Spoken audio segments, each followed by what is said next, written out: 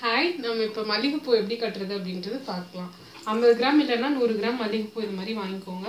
சாதாரணமாக பூ கட்டுற நூல் வந்து வாங்கிக்கோங்க இது போல். ஸோ எப்படி பூ வைக்கிறதுன்னு பாருங்கள். இந்த மாதிரி மேலே ஒரு பூ, கீழே ஒரு பூ வச்சுக்கோங்க.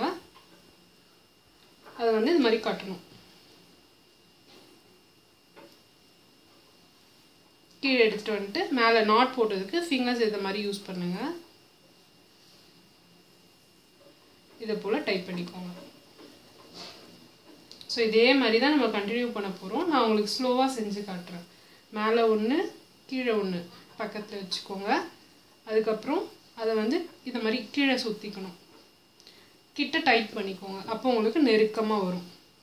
ஃபிங்கர் வந்து இந்த மாதிரி, இந்த ஃபிங்கர் இந்த 2 ஃபிங்கருக்கும் இந்த ஃபிங்கர் தம் ஃபிங்கர் வந்து இந்த மாதிரி பிடிச்சிக்கணும். பிடிச்சிட்டு அதை மேலே இது மாதிரி போடுங்க. போட்டு ஸ்லோவாக இப்படி எடுத்துகிட்டு வந்தீங்கன்னா டைட் ஆகிடும்.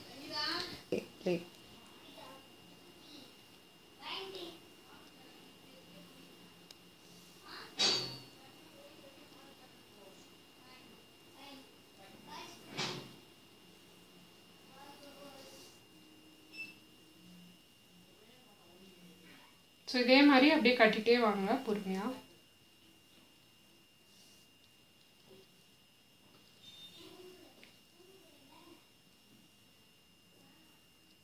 ஃபிங்கர் வந்து நம்ம யூஸ் பண்ணுறதுக்கு இன்னொரு மெத்தட் இருக்குது. அதுக்கு வந்து நான் கீழே வீடியோ லிங்க் கொடுத்துருக்கேன். அதை வந்து நீங்கள் ஃபாலோ பண்ணிக்கோங்க.